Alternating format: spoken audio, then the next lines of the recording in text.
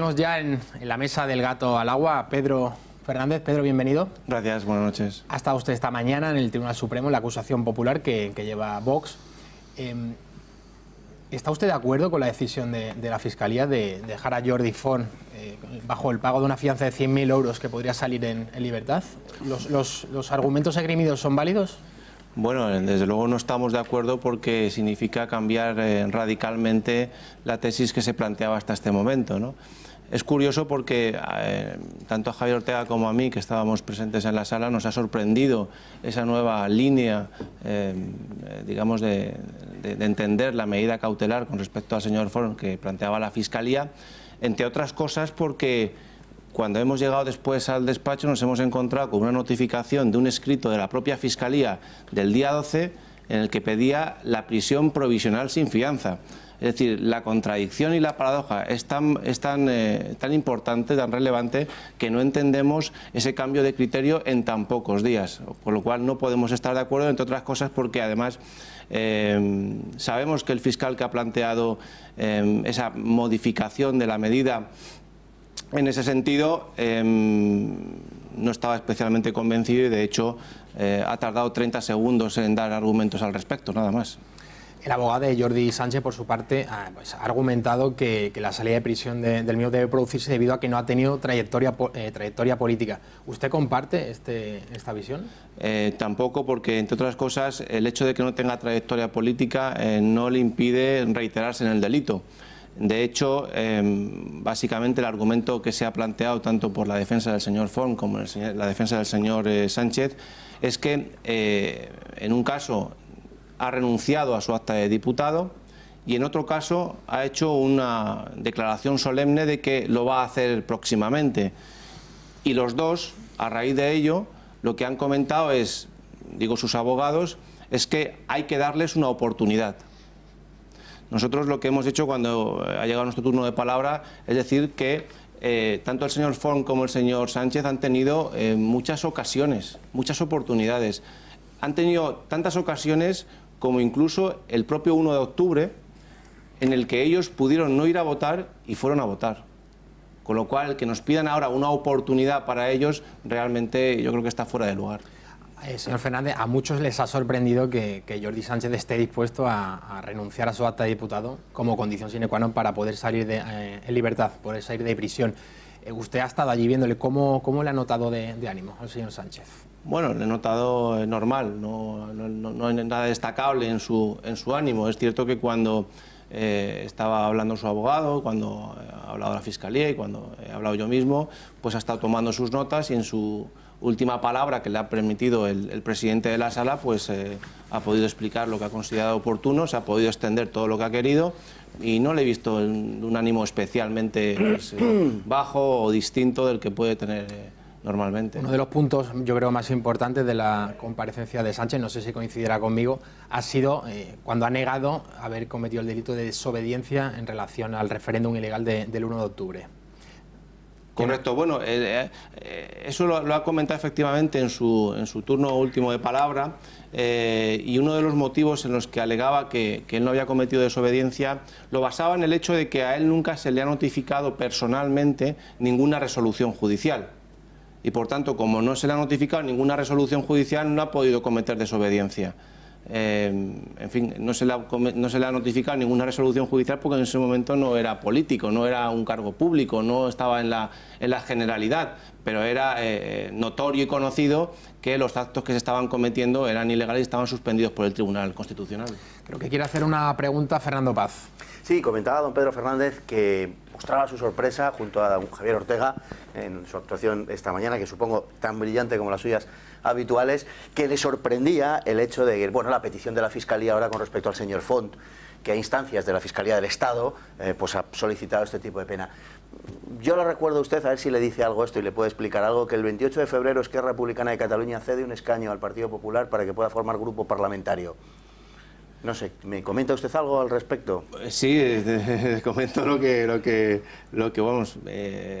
Yo no sé si tendrá alguna relación o no. Lo que sí que he dicho antes es que hay un escrito del 12 de marzo, es decir, la semana pasada, de la Fiscalía, en la que pedía la prisión provisional sin fianza, con lo cual han pasado pocos días. En esos días ha ocurrido algo, desde luego, y no lo sabemos. Algún día lo sabremos seguro, pero no sé si tiene alguna relación con lo que está comentando. ¿Quiere también formularle una pregunta a Guillermo Cortázar? Vamos a ver, yo a lo mejor no lo he entendido bien, pero he querido leer en internet que el señor Sánchez, o su abogado, ha propuesto no solo abandonar su escaño, sino abandonar la política y volver a la vida civil en absoluta, es decir, volver como funcionario o contratado de la administración o de la enseñanza. ¿Es esto cierto? Es cierto, es cierto. Es decir, lo que ha dicho es que anunciaba formalmente a la Sala que iba a renunciar a su acta de diputado, que iba a abandonar la política y que iba a volver a su plaza de profesor en la universidad, así como lo ha dicho. Bueno, yo ante eso lo que quiero hacer es un comentario, vamos.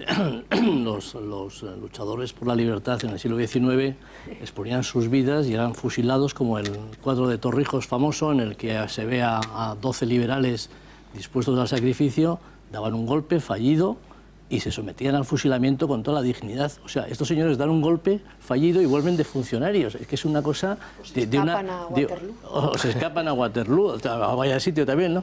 Pero es una cosa de octava. Es decir, es que qué diferencia entre el siglo XIX y este siglo XXI, vamos.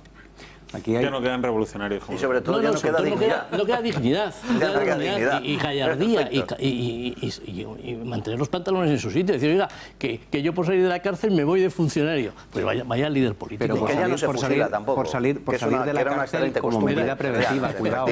Es decir, esto no significa que una vez volviera a su trabajo, cuando el juicio termine y tal, si realmente hay una pena correspondiente, este señor puede perder su habilitación como cargo público.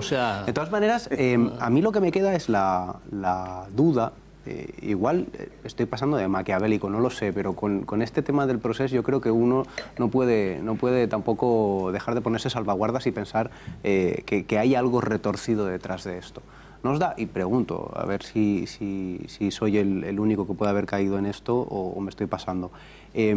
Si renuncia a su acta como diputado, se dice que renuncia a la política, ¿no está dándole alas al independentismo para justificar que esto es única y exclusivamente una causa de persecución de ideas? Bueno, ese tema ha surgido también, sobre el tema de, se alegaba que se estaba criminalizando las ideas, en este caso, independentistas. Por mi parte, yo lo que he dejado claro que no se está persiguiendo ideas políticas, es decir, la libertad de expresión está garantizada en este país de forma normal o habitual, ¿no? Lo que se está persiguiendo, lo que se está investigando son conductas que son manifiestamente y objetivamente ilegales sobre personas o que han cometido personas que tienen unas ideas determinadas, en este caso independentistas. Es que el argumento es distinto. No se persigue la idea, sino a personas que han cometido unas conductas que pueden ser ilegales y que tienen ideas independentistas. El argumento es distinto. Pero bueno, se ha puesto de manifiesto, pero es verdad que ellos continúan con su, por decirlo de alguna manera, victimismo de que se está persiguiendo ideas que no comparte el resto de españoles, ¿no? Señor Fernández, le va a hacer primero una pregunta a Rosa y luego Benjamín.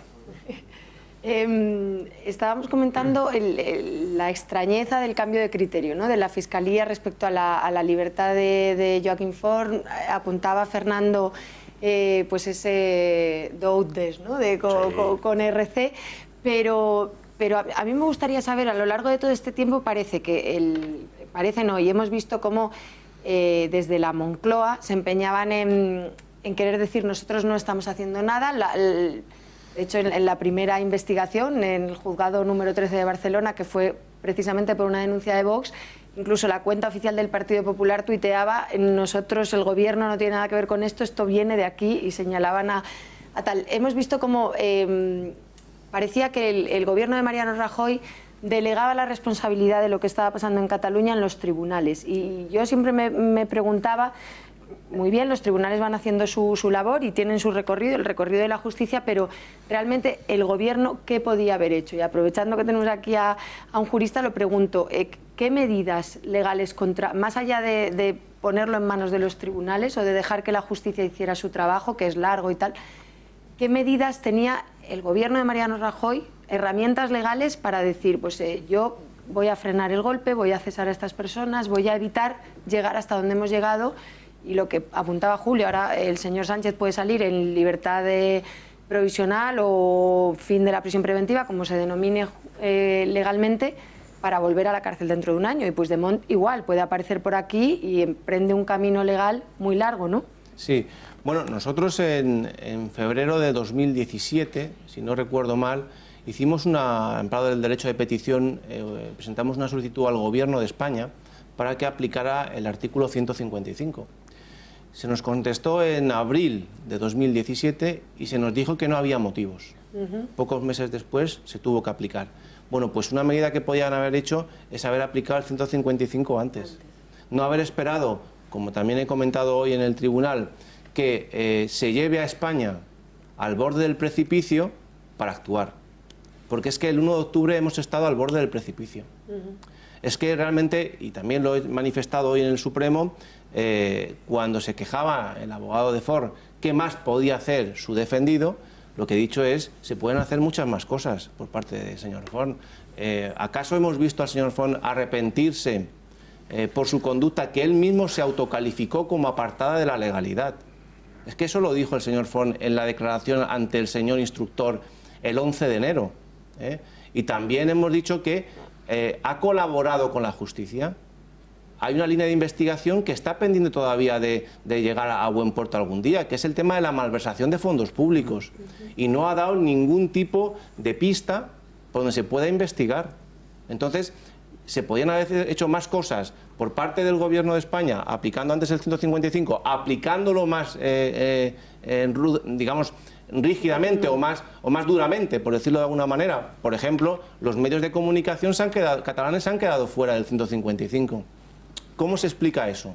Entonces, yo creo que de alguna manera se podían haber hecho cosas. De hecho, Vox también formuló una querella que ha sido finalmente archivada por el Supremo contra Mariano Rajoy por haber esperado tanto tiempo en la aplicación del 155. Porque, repito, el 1 de octubre estuvimos al borde del precipicio.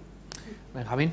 Sí, vamos a ver. A mí la verdad es que no me gusta mucho esto de juzgar las actuaciones así de los fiscales aisladamente. Es decir, si hoy decide algo que no me gusta, pues digo que está manipulado políticamente. Si ayer decidió algo que me gusta, le aplaudo y digo que es un tipo extraordinario e independiente. Porque, hombre, yo creo que es cierto ventajismo, ¿no? Pero aquí la verdad es que hay que hacer una salvedad, en este caso concreto, ¿no? Porque parece ser que el fiscal que ha actuado en la audiencia, en el Tribunal Supremo, que no recuerdo su nombre, ni siquiera ha defendido la postura suya verbalmente, me refiero, ¿no? Simplemente ha entregado el escrito. No, hoy lo que ha hecho, por eso decía antes que no ha durado más de 30 segundos, porque lo único que ha hecho ha sido decir que por instrucciones de la Fiscalía General del Estado. Exacto, como por imperativo, ¿no? Exactamente. Claro, por la cadena de mando, diríamos, ¿no? Efectivamente, claro. Y pues bueno, él simplemente solicitaba esa modificación en ese sentido, Claro. Pero no ha dicho nada más. Incluso hasta eso puedo entenderlo, oye, puede haber una discrepancia, ¿por qué no? Entre el superior y el subordinado tiene que acatarla. En un momento dado puede ser así y tampoco tendría que extrañarnos tanto. A mí lo que me extraña, verdaderamente me extraña, es la nota que saca luego la Fiscalía, ¿no? Y en la que aduce, la Fiscalía General me refiero, y aduce razones humanitarias, ¿no? Y dice una auténtica sandez, a mi juicio, como que es que se ha tenido conocimiento de la aparición de la tuberculina, circunstancia esta que ha de ser tenida en cuenta, cuando la tuberculina no es absolutamente nada desde el punto de vista médico. No quiere decir que este señor tenga tuberculosis, ni que la haya tenido en el pasado, ni que la vaya a tener en el futuro. Puede estar, y como de hecho parece que está, sano como un roble, ¿no? Con lo cual, ¿qué circunstancia humanitaria? Es decir, a mí me hace sospechar que la actuación del fiscal general aquí no se sustenta en nada muy concreto y muy efectivo, esa nota que saca que es absolutamente ridícula. No sé qué les parece. Bueno, antes lo decía, se ha mantenido hoy por el fiscal en el Supremo, efectivamente, que modificaba la medida por la libertad bajo fianza de 100.000 euros en base a la cuestión, esta situación personal que se ha conocido.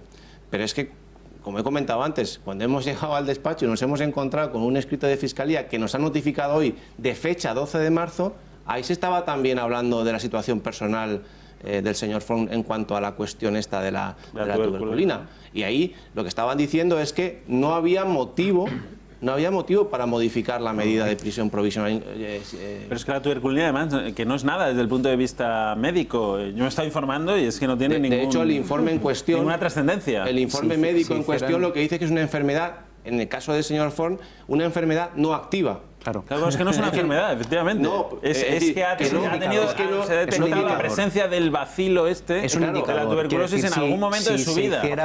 Si se aplicara el mantus para detectar tuberculina en las zonas de la costa y del norte de costa, en la zona de Galicia y demás, cerca del 40% de la población daría positivo en la zona de tuberculina. Lo que no significa que obligatoriamente vayas a desarrollar la enfermedad de la tuberculosis. Lo tienes latente, eres proclive. Puedes haber estado en contacto con alguien en el pasado, pero no significa que tú la tengas activa. Exacto. Con lo cual el motivo en sí como motivo humanitario, no se sustenta. Como motivo humanitario es chocante, ¿no? No se sustenta. Pero todo indica que es un argumento colocado y es profeso para llegar a un fin que se había predeterminado. ¿Sí o no? Señor Fernández, le agradezco muchísimo que haya estado aquí en la mesa del Gata al Agua. A vosotros siempre. Muchas gracias. Buenas noches.